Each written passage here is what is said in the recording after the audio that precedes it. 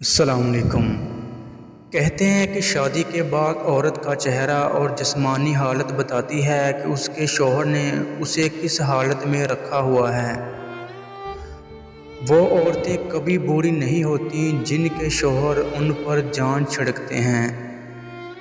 شادی سے قبل لڑکی مناسب شکل صورت کی ہوتی ہے جو پہن اوڑھ کر اچھا لگتی ہے، مگر شادی کے بعد شوہر کی توجہ، محبت اور عزت عورت کے چہرے کو ایسا نکھارتی ہے کہ وہ مزید خوبصورت ہوتی چلی جاتی ہے۔ شادی کے 10-20 سال بیت جانے کے بعد بھی عورت خوبصورت اور کم عمر لگ سکتی ہے کہ دیکھنے والے دنگ رہ جائیں اور زوجین کی قسمت پر رشک کرتے نہ تھکیں۔ لوگ ہمیشہ عورت کو الزام دیتے ہیں کہ وہ اپنا خیال نہیں رکھتی۔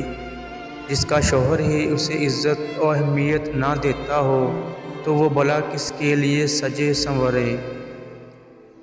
کہتے ہیں کہ عورت کو تم جیسا کہو گے وہ ویسا ہی بنتی چلی جائے گی۔ اسے بدصورت اور پھوپڑ کہو گے تو وہ وہی بنتی چلی جائے گی۔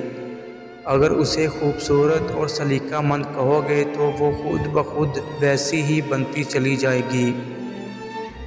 رسول کریم صلی اللہ علیہ وآلہ وسلم نے فرمایا ہے کہ نیک اور بلند مرتبہ لوگ اپنی بیویوں کی عزت کرتے ہیں اور پست ذہنیت اور نیچ لوگ ان کی توہین کرتے ہیں۔ رسول کریم صلی اللہ علیہ وآلہ وسلم فرماتے ہیں کہ تم میں سب سے بہتر شخص وہ ہے جو اپنی عورت کے ساتھ سب سے بہتر سلوک کرے۔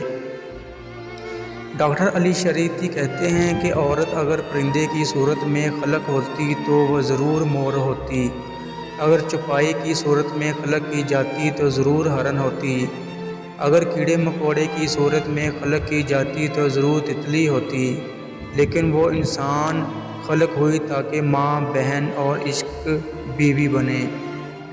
عورت اتنی عظیم ہے، اشرف المخلوق ہے، اس حد تک نازک مزاج کی کہ ایک پھول اسے راضی اور خوش کر دیتا ہے اور ایک لفظ اسے مار دیتا ہے۔ تو بس اے مردو خیال رکھو، عورت تمہارے دل کے نزدیک بنائی گئی ہے تاکہ تم اپنے دل میں اس کو جگہ دو۔ تعجب اور ہے کہ عورت اپنے بچپن میں اپنے باپ کے لیے برکت کے دروازے کھولتی ہے، اپنی جوانی میں اپنے شوہر کا ایمان کامل کرتی ہے، اور جب ماں بنتی ہے تو جنت اس کے قدموں تلے ہوتی ہے۔ عورت جس روپ میں بھی آپ کی زندگی میں شامل ہو اس کی قدر کرو۔ اللہ حافظ۔